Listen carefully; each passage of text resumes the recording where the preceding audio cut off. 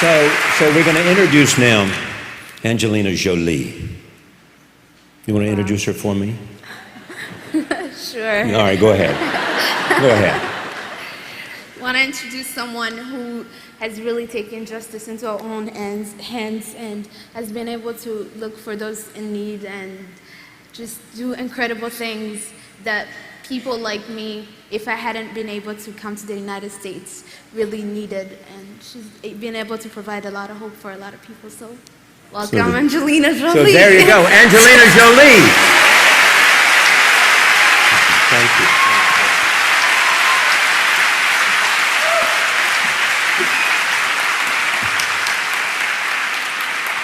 Thank you, Sandra.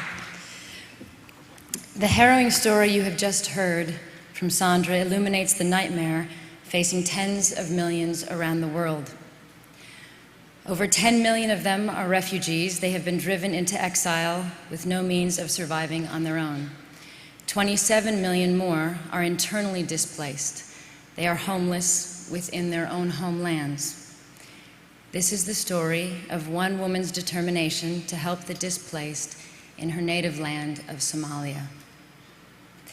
Many of you met her when she took the stage in the Women in the World just 1 year ago, Dr. Hawa Abdi.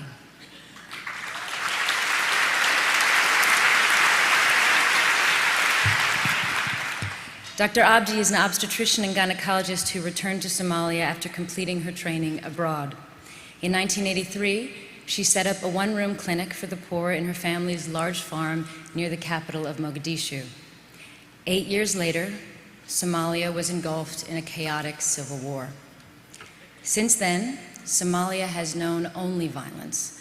More than 2 decades of murder, rape, kidnapping, disease, and most recently, famine. 1 million Somalis have died, and nearly 1.5 million have been internally displaced. When the war began, Dr. Abdi permitted some of her patients to set up camp in her land. Over time, the word got out. More and more came, and more stayed. 5, 10, 30,000, 90,000. Even while warlords, bandits, and insurgent groups wreaked havoc across Somalia, Abdi's farm was a haven in the turmoil. It was a peaceful matriarchy run according to strict rules of conduct, overseen by Abdi and her 2 daughters, Deko and Amina, both of them also doctors. At the summit last year, Dr. Abdi's self-sustaining civil society was hailed as a model. It had been encroached only once when militants invaded the camp and took Abdi hostage. BBC Somalia carried the news. Men and women rushed out to defend the camp. Under the pressure of this response, a gunman handed Abdi the phone and said to her, "You have many supporters. Please send a message that you are alive and unharmed." She sent the message, but in turn, Dr. Abdi lectured her captors. "What have you ever done for Somalia?" she demanded of them. She insisted they release her and write a letter of apology. Such was the force of her moral authority. They did exactly as they were told. So Hawa Abdi came to this summit a year ago as an icon for peaceful society. She could not have imagined what was to come in the following 12 months. Early May, 60 families, more than 200 men, women, and children arrive at the gates of the camp. They are starving. Midsummer, 7 children a day are dying in the camp. Beyond its gates, the famine intensifies. Thousands of women are raped as they attempt to escape Kenya with their children. July, the United Nations declares famine in the Horn of Africa. As the world wakens to the crisis, people begin to show their support. One fundraiser in this city alone raised enough money for 7 new feeding stations, allowing Dr. Abdi to bring sustenance to thousands. September, NGOs responding to the famine announced that they'll hold job interviews for local personnel. The NGOs offer far higher pay than Dr. Abdi's clinic. One day, all of the medical staff in the camp disappear for interviews. Dr. Abdi is forced to dip into funds saved for 2012 to give her staff substantial raises. November, the drought ends with a cold, hard rain of unusual force. An epidemic of pneumonia strikes the camp. February, just 1 month ago, armed soldiers invade the camp and round up 700 children from the school. They load them onto buses and drive them off, and the parents look on in shock. At the end of the day, the children return unharmed. They report that they have been attending a celebration in honor of local rebels merging with another widely known group of extremists, Al-Qaeda. Mid-February, 3 weeks ago, the rebels announced that they plan to confiscate some of Dr. Abdi's land. Dr. Abdi takes them to court. Threatened by the rebels, the court allows them to appropriate whatever land they wish. 5 days ago, this dispatch came from Sarah Robbins, Dr. Abdi's biographer. This morning, the businessmen who came to lay claim to the land returned to the camp with militants who measured and roped off the land that they will take. They knocked on the doors of 400 people living there and told them that they have until Friday to get out. It is right now, Friday morning in Somalia. In a few hours, more than 400 people under Dr. Abdi's care will be forced out of their homes. 400 human beings are about to become, once again, displaced. And yet, for all these dark turns in recent days, there has been one piece of good news. Last week, Dr. Abdi was nominated for the Nobel Peace Prize.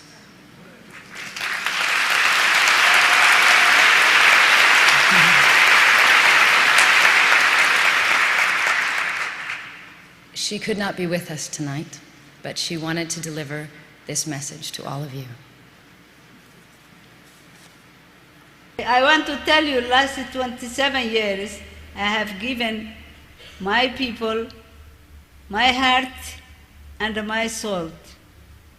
Still, I did not lose my hope.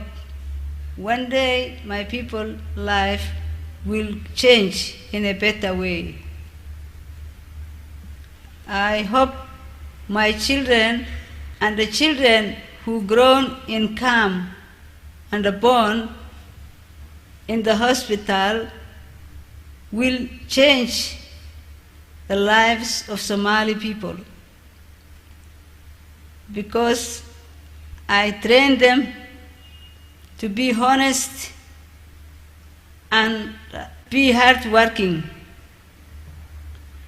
Nobel Peace Prize nomination came in a right time.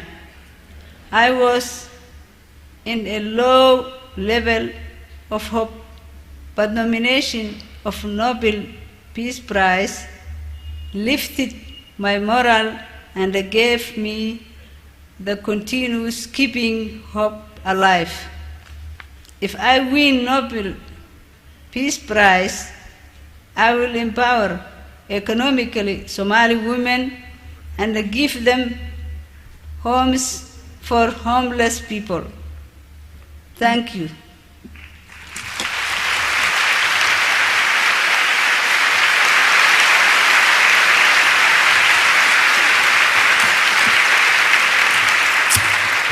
Wow.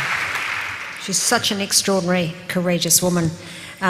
Thank you, Angelina, too, for updating us on Dr. Abdi's situation and the ordeal that she's going through. For the next 2.5 days of the summit, we're going to hear many urgent stories. But we aren't here just to listen, we're also here to help find solutions. So for those of you who do feel moved when you hear these stories, as I'm sure some of you do, most of you do, I hope that you'll avail yourself of the HP Women in the World Foundation giving stations outside, because you can use those stations to choose anyone that you've heard about and show that you want to give support in some way, whether it's with time or with money or anything makes a difference. Before we close, I'd like to thank everyone who's been up here on the stage sincerely for how much they've given of themselves tonight and how movingly they've spoken and with how much sincerity. It's got the summit off to a powerful start.